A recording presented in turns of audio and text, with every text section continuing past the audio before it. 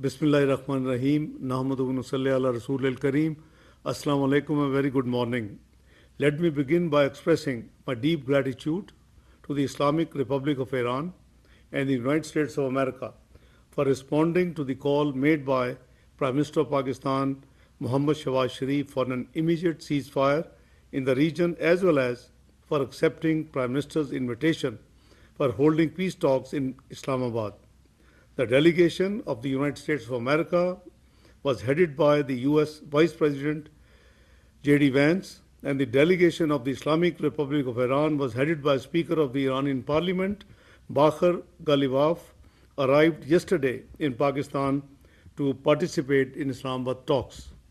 I, along with the Chief of Defense Forces and Army Chief, Field Marshal Sayyid Asim Munir, helped mediate several rounds of intense and constructive negotiations between the two sides that continued through the last 24 hours and ended this morning.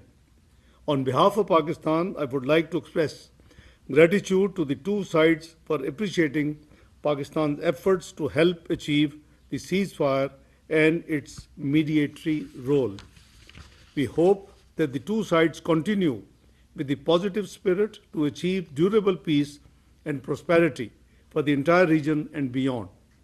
It is imperative that the parties continue to uphold their commitment to ceasefire. Pakistan has been and will continue to play its role to facilitate engagement and dialogue between the Islamic Republic of Iran and the United States of America in the days to come. I thank you all.